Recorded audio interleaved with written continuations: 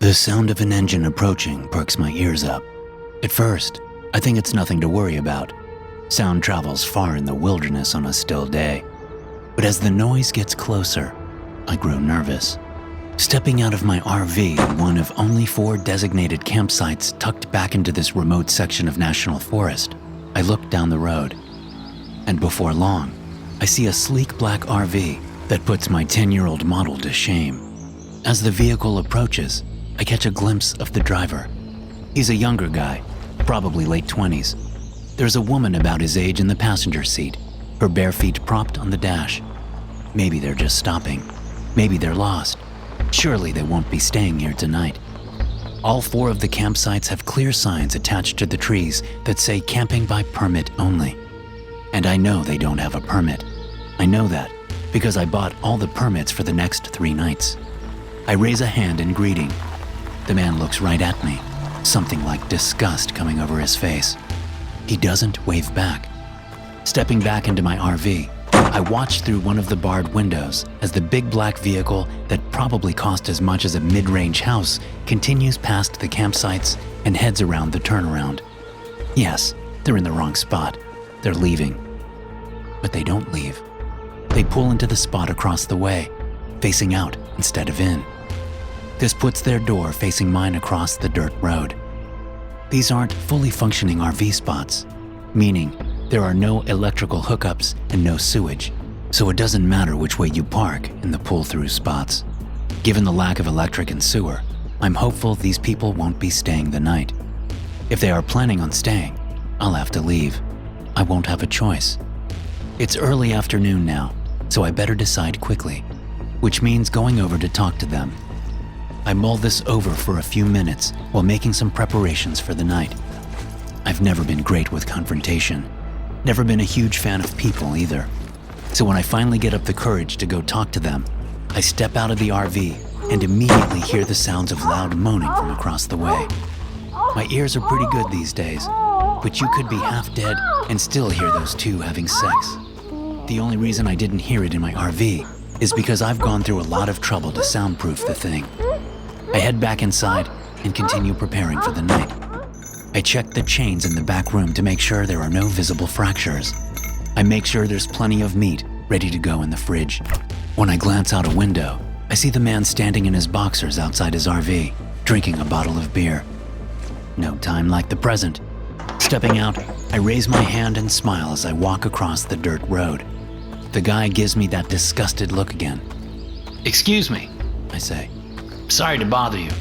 I was just wondering how long you were planning on staying in that spot." The guy smiles. For a second, I think this is going to be a nice conversation. Then he speaks. "The fuck do you care?" He says, still smiling. So much for that. "Well, you see that sign there?" I ask, pointing at the camping by permit only sign on the tree. "I happen to know that all the permits have been fulfilled for these sites." "Yeah," the guy says, sneering now. "One of them was fulfilled by me." I shake my head. "No, it wasn't. You see, my friends will be coming here." I lie. "They're the ones who paid for the permits for the next 3 days. Suddenly, the woman appears in the open RV door, wrapped in a plush bathrobe. "What's going on, babe?" She asks. "Nothing. This old asshole says we need a permit. Says his friends are coming later. Says that they have the permits for all these spots." "I don't see anyone else here," the woman says. "Me neither," the man says. He turns and chucks his beer at the sign on the tree, shattering the bottle. Then he steps up to me. "Fuck off back to your shitty trailer. I don't want to see your ugly face again, you hear me? When your friends show up, if they even exist, they can take it up with me and the 12 gauge I have in the RV. Got it?" The woman giggles. Heart thudding, I turn and hurry back to my RV, shutting the door. I should leave. I should just go and find another spot. But I know these woods well. It'll take me at least 2 hours to maybe find another spot. By then, the sun will nearly be down. It'll be cutting it close. I don't have a choice. I sit down in my driver's seat, and I'm about to crank the engine when the sound of heavy bass comes from across the way. I turn and peer out the front passenger window. The man and woman are dancing in front of their trailer to the music blasting from inside. As they dance, They're both flipping me off and laughing. I take my hand off the key. Maybe I'll stay. I wake up to the sound of chirping birds.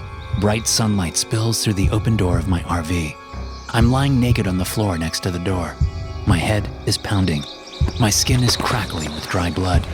Turning to look at the room at the back of my trailer, I see that the reinforced metal door has been broken. From where I am, I can see the chains and shackles. They're undamaged because I never put them on. I do remember that. Getting to my feet with a groan, I stumble out of the RV, still naked, and I look across at the luxury RV. The door has been ripped open, the claw marks clearly visible in the metal. As I get closer, I see the man's severed head jammed onto a broken branch next to the camping by permit only sign. All I get are flashes of memory, but it's enough. I don't have to go inside the trailer to know that the woman is dead too. Her insides torn out by sharp teeth and claws, the good organs eaten. I still have the savory yet metallic taste from her liver in my mouth. I hurry back to my RV, pull on some clothes, and crank the engine. I need to find another place to camp, a secluded one. Plus, I have to repair the door to my cage. After all, there's another full moon tonight, and there's no telling what I'll do during a full moon. You okay, man? I ask Saul as we stand outside the SUV, stretching. Huh? Yeah, man. I'm good. Just looking around at the beautiful scenery. He's not kidding. It's funny how the sight of some pine trees, a few mountains, and a notable lack of buildings can seem like the most beautiful panorama in the world when you've spent 2 years in the city. My spine cracks as I stretch. Then Saul and I grab our packs out of the back of the vehicle and get started on our 3-mile hike to our campsite. Normally the talkative type, Saul is now unnaturally quiet, and has been since we met up in a little mountain town an hour away. Granted, I haven't seen him in nearly 2 years. He called me out of the blue yesterday and asked me to go camping with him, like we used to twice a year, before we both had kids. Maybe things aren't so good at home. Maybe that's the reason for this sudden urge to go camping. But I know him well. He'll talk about whatever's bothering him when he's ready. I doubt it will be long. But when we get to our normal campsite a couple of hours later, tired from the uphill climb, he still hasn't told me what's up. I sling my pack down, but Saul shakes his head. Not here. There's a place further in that I'd like to go. He points off the trail. What do you mean? This is our spot. You want to camp somewhere else? He shrugs, the heavy pack emphasizing the movement. Yeah, try something new. I think about this for a moment, looking into my friend's face. What the hell? Let's do it. He smiles, but there's no joy there.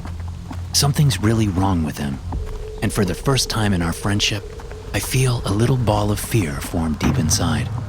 Whether I should be afraid of him or for him remains to be seen. I follow him off the trail. The movement is cumbersome as we skirt large rock formations and push through thick underbrush. Where is this place? I ask, after we've been moving for a good 15 minutes. I thought it was up here, He says. I came up last year by myself and found it. Now I don't know where it is. After 5 more minutes, we come to a small clearing. It's nothing special, certainly not as good as the designated site back near the trail. But Saul says, This is it. This is it? You sure? Of course I'm sure. He says, slinging his pack down and unclipping his tent.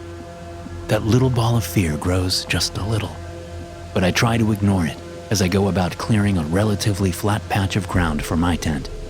By the time we get everything set up, the sun is down and we're sitting on logs next to a fire between our 2 tents.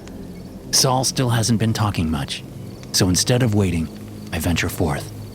So what's going on, Saul? You okay? He looks up at me, his face glowing orange from the fire, and I see tears spill down his cheeks. His chin shakes as he opens his mouth to talk. Behind me, in the woods, a twig snaps. Saul snaps his mouth shut and looks past me into the darkness. Probably a deer, I say. I'm not feeling too good, Saul says, wiping his cheeks. I'm going to bed. Aren't you hungry? I say. We gotta eat dinner. Another twig snaps in the woods. This time, it's closer. And I'm not so sure it was a twig, more like a branch. I grab my flashlight and step to the edge of the clearing, shining it out into the woods. That ball of fear is a balloon. Someone's out there, or something. But I see nothing, only trees and shadows. I turn around to see Saul, standing with both hands in his jacket pockets. I'm sorry, Jay, He says. this was a bad idea. What was? What are you talking about? I'm just having some trouble. I'm not very good company right now. Before I can say anything, he turns and gets into his tent. I turn back and look out into the woods. Still nothing. I make and eat dinner and then get ready for bed. I hear no more snapping branches, at least not loud ones from nearby. Still, as I'm lying in my tent in the dark, I find it hard to sleep. But eventually, I do. The sound of ripping fabric wakes me up. I sit up in my sleeping bag, hearing Saul cry out briefly before his voice is muffled. Scrambling out of my bag, I grab my pocket knife and launch myself out of the tent. There's a light on in Saul's tent, allowing me to see the silhouette of two men fighting, Saul and someone else. Saul is on his back, a hand clamped over his mouth. The other man lifts the knife up and slams it down. Saul screams against the hand. As the man removes the blade, blood splatters the inside of the tent. I rush over, leaping over the smoldering fire pit and reaching for the still closed tent zipper. I hear movement behind me, and something hard presses against my head just behind my right ear. I wouldn't do that if I were you, Jay Gibbs, The man says. I freeze. Inside the tent, the silhouette plunges the blade into my friend again. More blood spurts. Just toss the knife. The man behind me says. I do what he tells me. We have nothing to do with you. The man says. We will not hurt you if you do what we say. It's your asshole friend who pulled you into this mess, not us. He stole from the wrong people, and he knew what the fuck he was doing the whole time. He knew the consequences too. So there's no one to blame but him. And when my associate is done with him and he's retrieved our boss's property, we will be leaving here. After that, you do what you gotta do, as long as it doesn't involve some heroic bullshit. That shit will get you killed. Got me? Jay Gibbs of 137 Blue Bonnet Lane? I said nothing. I felt like I was going to puke. Attaboy. Once Saul stopped fighting, the other man came out of the tent from the other side, where he'd cut a hole apparently. He held a flashlight and was wearing a ski mask and all black clothing. He nodded to his friend. They moved off into the woods, leaving me kneeling in front of Saul's tent. They were very quiet, but they still broke a couple of branches on their way out, just as they had on their way in. Look at that! I said, holding up my phone for Hudson to see. No service. He smiled, pulling out his own phone. Me either. I'm gonna shut mine off. We both shut our phones off and then looked around at the forest for a minute. It felt good to be disconnected, unreachable. Then we continued up the trail. It was a beautiful late summer day. The temperature was about 70 here in the mountains. A thin layer of cloud cover provided some protection from the sun. Birds chirped, insects trilled, squirrels hopped and scampered. After about 2 hours of hiking, we came to a section of trail that skirted a ridge, allowing us to see down into the valley we'd just traversed. Is that fog? Hudson asked. There was a layer of yellowish vapor that was filling the valley and obscuring much of the landscape below us. I don't think conditions are right for fog or mist, I said. I don't know what that is. Kind of looks gross, like smog or something. Yeah, I don't remember seeing any air quality alerts before we lost service. Did you? Hudson shook his head. There was nothing to do but keep moving, so that's what we did. But the fog caught up with us. We found ourselves walking through a ghostly landscape, breathing in the faintly sour vapor. What the hell is this stuff? Hudson asked. I had no answer. I just hoped it wasn't going to give us cancer or something. But it wasn't like there was anything we could do about it. Hudson stopped and put a bandana over his mouth and nose, but I didn't bother. I didn't think it would do much to keep us from breathing the stuff. We continued on our hike. We'd been walking in the fog for about 45 minutes when I started to hear strange noises out in the woods. There were whispers mostly. I could only make out an occasional word though. I picked out the words leather, rock, car, stone, and slither. I thought about asking Hudson if he heard them too, but I decided against it. Something told me he'd think I was crazy. And I couldn't have that. I wasn't crazy, after all. I was completely sane. I'd never felt more sure of anything in my life. Besides, the whispers were kind of nice, comforting in a way. Our conversation fell to a minimum. We reached the campsite, but by that time, the fog had dispersed. We were breathing fresh air again, and Hudson had removed his makeshift mask. The whispers remained. As we set up camp, I caught Hudson watching me. Every time I glanced at him, he looked away. I knew what he was up to. I could hear his thoughts as he thought he was speaking them aloud. When I was chopping wood for the fire with my hatchet, Hudson came up behind me with his pocket knife in hand. I spun around, catching him 2 paces away. We both looked at each other and laughed. He moved away, and I finished chopping the wood. Later that night, when he was out in the woods doing his business, I snuck up behind him with my hatchet in hand, but apparently he heard me coming. He turned around. Again, we both laughed. I moved back to the campsite. After we went to bed, I was lying in my tent when the zipper flap was slowly opened from the outside. Grabbing my hatchet, I waited until the flap opened and Hudson peered inside. When he saw I was still awake, he moved away, knife in hand, laughing. I laughed too. It was funny. When we both got up the next morning, Hudson was the one to break the silence while boiling water for coffee. Did we really try to kill each other several times yesterday? I think we did, I said. What the fuck was that about? I feel like I've got a massive hangover, but I still remember sneaking up on you with a knife. I was going to use it too. What the hell was in that fog? I don't know, I said, shaking my head. Nothing good. Yeah, you're not kidding. Maybe we should tell someone about it when we get back tomorrow. Probably, I said. Christ, man, that was weird. Hudson turned away from me to pour the water into our cups for our instant coffee. I grabbed my hatchet from the tent and moved up behind Hudson. This time, he didn't turn around, and I laughed as I slammed the blade in his head. All those whispering voices laughed right along with me.